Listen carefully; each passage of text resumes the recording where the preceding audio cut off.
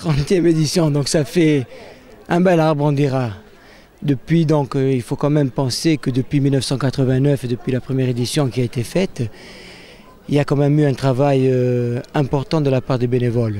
Ils ont créé donc le SIDOC sur le champ de foire. On a permis de faire un concours aux écoles régionales. On était arrivé donc avec l'aide, quelle qu'elle soit, du foyer rural, à une AOC devenue une AOP, aujourd'hui une double déclinaison.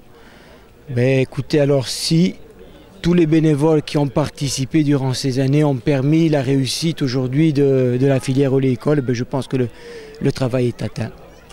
Aujourd'hui, après 30 éditions, quels sont les enjeux de la foire?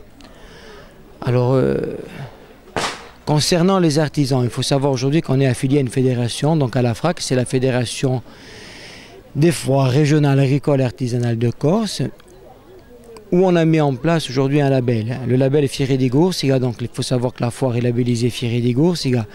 Ce label aujourd'hui, c'est donc la sélection des artisans. Vous n'avez que des producteurs. Ils ne sont là que pour vendre leurs produits. Ensuite, bien sûr, on a toujours nos débats. Nos débats, cette année, donc, on a traité sur la problématique de l'eau.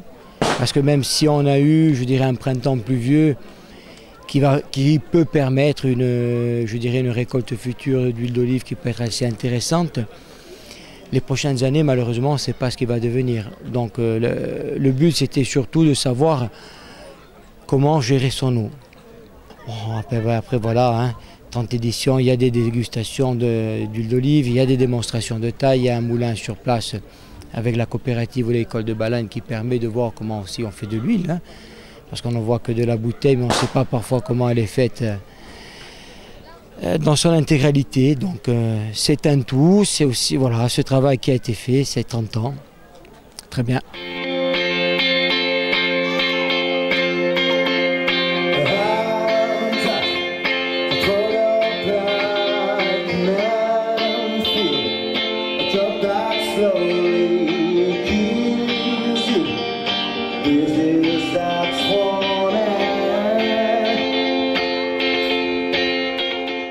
La fédération elle a un rôle de contrôle sur un cahier des charges qui a été travaillé pendant de nombreuses années, qui aurait presque 30 ans lui aussi, mais enfin bon, il a été vraiment extrêmement affiné, surtout en 2004.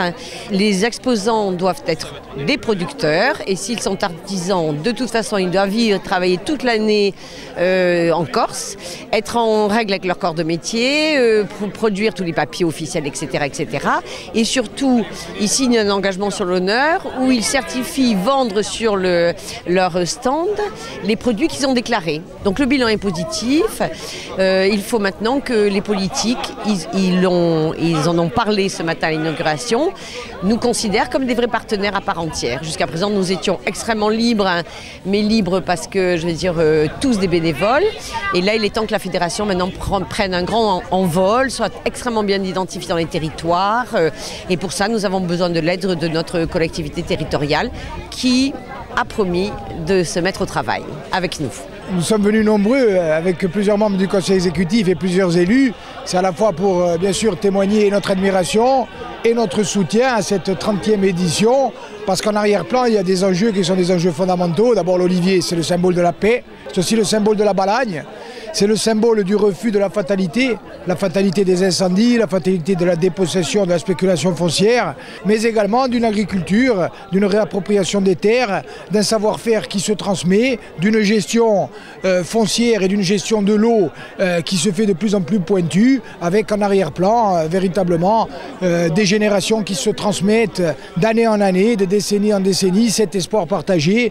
Et je crois qu'aujourd'hui nous voyons vraiment la récolte de tout ce qui a été semé pendant toutes ces années. Comme je l'ai dit aujourd'hui et comme ça a été répété à la fois par la présidente de l'agence du tourisme, le président de l'office d'aménagement rural de la Corse et également le président de l'office hydraulique, nous allons travailler de plus en plus en mutualisation, en simplification des procédures et en renforcement de l'accompagnement financier des foires qui sont labellisées.